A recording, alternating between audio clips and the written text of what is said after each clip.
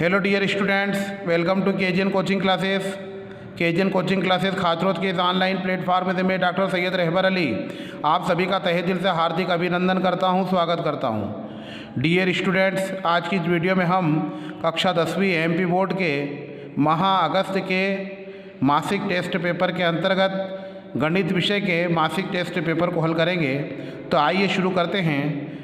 प्रश्न क्रमांक 1 का पहला दे रखा है 96 और 404 का HCF होगा, अर्थात 96 और 404 का हाईएस्ट कॉमन फैक्टर क्या होगा। तो हम जानते हैं 96 और 404 का उभयनिष्ठ अभाज्य गुणनखंड 4 है, इसलिए 96 अर्थात 96 और 404 का HCF 4 होगा। प्रश्न क्रमांक 2, यदि A1 बटा A2 is equal to B1 बटा B2 is not equal to C1 बटा C2 हो तो समीकरण निकाय A1x plus B1y plus C1 बराबर 0 एवं A2x plus B2y plus C2 बराबर 0 का होगा। तो हम यहाँ जानते हैं शुरू की दो वैल्यू अगर बराबर नहीं हो, अर्थात A1 बटा A2 बराबर नहीं हो B1 बटा B2, तब तो हम कहते हैं कि दिए गए समीकरण निकाय का अद्वितीय हल है। और अगर तीनों बराबर होते तब हम कहते कि दिए गए समीकरण के अनंत अनेक हल हैं। लेकिन यहाँ दोनों कंडीशन नहीं लग रही हैं। शुरू के दो यहाँ बराबर हैं लेकिन तीसरा बराबर नहीं है।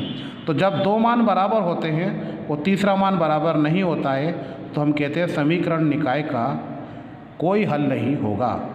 तो इसका आंसर होगा कोई हल नहीं होगा।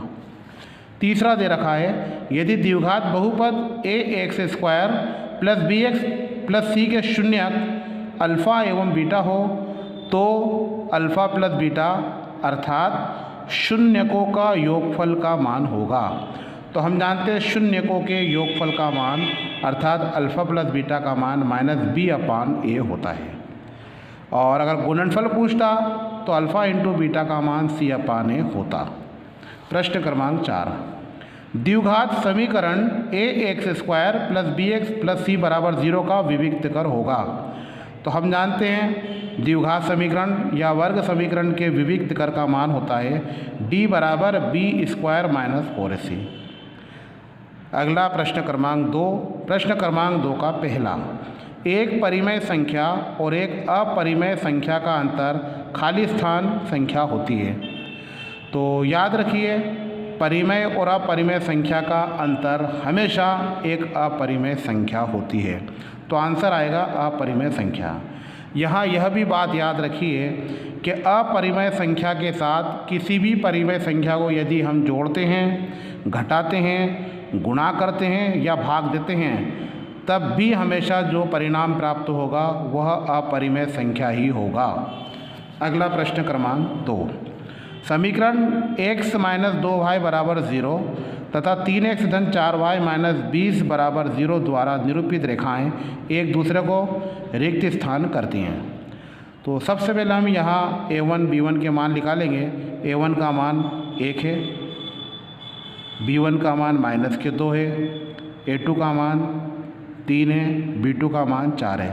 तो हमने a1 बटा a2 करा, b1 बटा b2 करा। तो a1 बटा a2 का मान बन गया 1/3 और b1 बटा b2 का मान बन गया -2/4 अर्थात -1/2। हम देखते हैं कि a1 बटा a2 जिसका कि मान 1/3 है, b1 बटा b2 जिसका मान -1/2 है, ये आपस में बराबर नहीं है, अर्थात 1/3 बराबर नहीं है -1/2। तब हम कहेंगे कि निरूपित रेखाएं एक दूसरे को प्रतिच्छेद करती हैं। तो यहाँ रिक्त स्थान में आएगा प्रतिच्छेद करती हैं।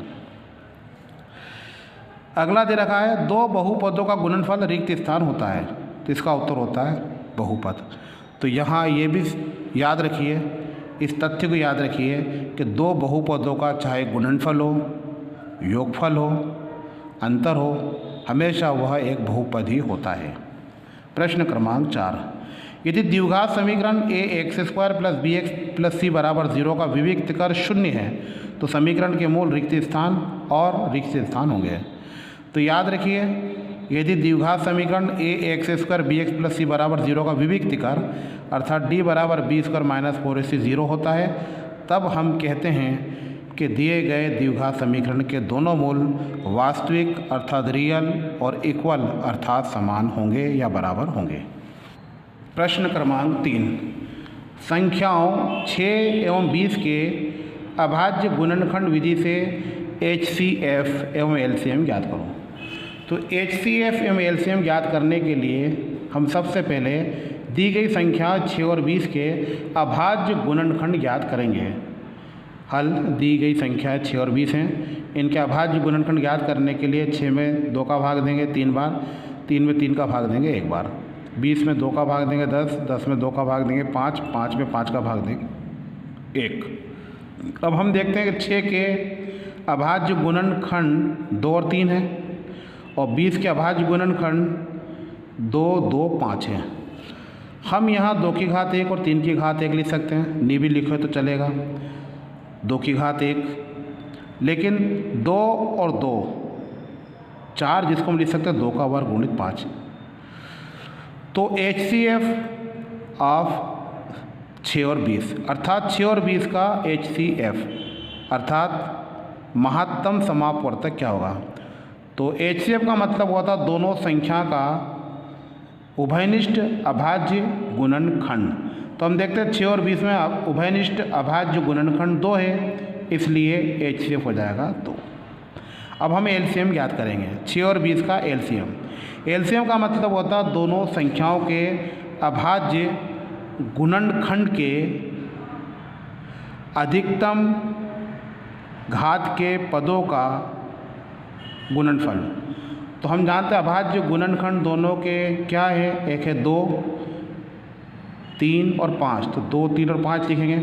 अब इसके अधिकतम घात देखेंगे तो हम देखते हैं 2 की अधिकतम घात कितनी है 2, तो 2 का वर्ग, 3 की घात 1 मतलब 3 और 5 की घात 1 मतलब 5, तो 2 का वर्ग 4, 3 और 5, 5 3 15, 15 चौक 60, तो इसका LCM आ जाएगा 60।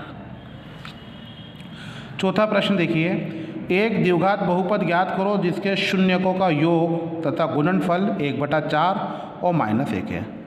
हल, माना अभिष्ट द्विघात बहुपद Px बराबर ax square plus bx plus c है जिसके शून्यक अल्फा एवं बीटा है। तो हम जानते हैं शून्यकों का योगफल -b/a होता है और शून्यकों का गुणनफल c/a होता है। हमें योगफल दे रखा है 1/4 और गुणनफल दे रखा है -1। तो हम देखते हैं यहाँ a का मान 4 है, तो इस विधि में हम सबसे पहले योगफल और गुणनफल दोनों के हर के मान को समान करेंगे। तो समान करने के लिए हम देख रहे हैं यहाँ a का मान 4 है, इसलिए -1 में भी 4 का गुणा और 4 का भाग करेंगे, तो -1 गुणित 4/4 तो बन जाएगा -4/4। और जो 1/4 था तो 1 के आगे -1 कोष्टक में -1 लिख सकते हैं, माइनस क्या बन जाएगा प्लस, तो ये बन जाएगा माइनस कोष्टक में -1/4। तो इस प्रकार हम कह सकते हैं यदि a बराबर 4 तो b बराबर -1 और c बराबर -4। अतः अभिष्ट द्विघात बहुपद निम्न है, Px बराबर ax square plus bx plus c। तो a का मान 4, b का मान -1, c का मान -4, तो plus minus minus plus minus minus, तो 4x स्क्वायर -x -4, यही हमारा आंसर है। प्रश्न क्रमांक 5 पेंसिल तथा 7 कलमों का मूल्य 50 रुपये है, जबकि 7 पेंसिल तथा 5 कलमों का मूल्य 46 रुपये है। एक पेंसिल का मूल्य एवं एक कलम का मूल्य ज्ञात करो। हल, माना पेंसिल का मूल्य 100 रुपये और कलम का मूल्य ₹2 है। तो प्रश्नानुसार पहली शर्त दे रखी है 5 पेंसिल और 7 कलमों का मूल्य 50 रुपये है, और दूसरी शर्त दे रखी है 7 पेंसिल और 5 कलमों का मूल्य 46 रुपये है, अर्थात 7x धन 5y बराबर 46। इसको 1 दीजिए, इसको 2, ऊपर हम 7 से गुणा करेंगे, नीचे हम 5 से गुणा करेंगे। इसको हम विलोपन विधि से कर रहे हैं हल, हम चाहें तो इसको प्रतिस्थापन विधि से भी कर सकते हैं। तो 7 पंजे 35x, 7 7 49y, 35 7 350, समीकरण नंबर 3। 7 पंजे 35x, 5 25y, 46 का 5 पे गुणा करेंगे 230, समीकरण नंबर 4। अब हम देख रहे हैं कि 35x और 35x बराबर है लेकिन अपोजिट नहीं है, तो अपोजिट करने के लिए इसको माइनस करा, यहाँ माइनस करा, इसको माइनस करा, तब ये कैंसिल हो जाएगा। 49 में से 25 गया 24y, 350 में से 230 गया 120, तो y का मान 120/24, 5 बार भाग जाएगा, y बराबर 5। अब समीकरण 1 में y का मान रखने पर हम चाहें तो 2, 3, 4 किसी में भी रख सकते हैं। हमने इसको 1 में मान रखा है, 5x धन 7y बराबर 50, तो 5x धन 7y की जगह 5 बराबर 50, 7 पंजे 35, तो 5x धन 35 बराबर 50, तो 5x बराबर 50 माइनस 35, 5x बराबर 15, x बराबर 15/5, तो x बराबर 3। अब x क्या माना हमने? पेंसिल का मूल्य। y क्या माना था? कलम का मूल्य। अतः पेंसिल का मूल्य 3 रुपये एवं मेज का मूल्य 5 रुपये है एवं कलम का मूल्य 5 रुपये है। प्रश्न क्रमांक 6, समीकरण x - 1/x बराबर 3 जहाँ x is not equal to 0 के मूल ज्ञात करो। हल दिया है x - 1/x बराबर 3, तो दोनों पक्षों में x से गुणा करने पर, तो x का गुणा करेंगे x - 1/x में और x का गुणा करेंगे 3 में, तो x का गुणा करा x², x का 1/x में गुणा करा तो x/x और 3 का x में गुणा करा 3x, तो ये कैंसिल हो जाएगा, माइनस का 1, तो x² - 1 बराबर 3x, तो x² इधर आएगा, माइनस के 3x माइनस के 1 बराबर 0, समीकरण 1। अब समीकरण 1 की ax² + bx + c बराबर 0 से तुलना करने पर, तो यहाँ a का मान 1, b का मान -3 और c का मान -1। अब धराचार्य सूत्र से इसको हल करने पर हम जानते हैं श्री धराचार्य सूत्र होता है x बराबर -b + -√b² - 4ac/2a। तो b की जगह रखेंगे -3, पहले से माइनस से आगे, प्लस माइनस b -3 का स्क्वायर माइनस के 4, a का मान 1, c का मान -1, इसलिए कोष्टक में लिखा 2, a का मान 1, minus minus plus, plus minus 3 का स्क्वायर 9, माइनस माइनस प्लस, 4 एकम 4 और 4 का 1 पे करेंगे 4, 2 एकम 2, 9 और 4 13, तो 3 धन ऋण वर्गमूल 13/2। धन चिन्ह लेने पर तो x बराबर 3 धन √13/2, ऋण चिन्ह लेने पर x बराबर 3 माइनस √13/2। अतः समीकरण के मूल 3 धन √13/2 एवं 3 माइनस √13/2 हैं। आई होप आपके सभी प्रश्न अच्छी तरह से समझ में आ गए होंगे। Please have a note of it.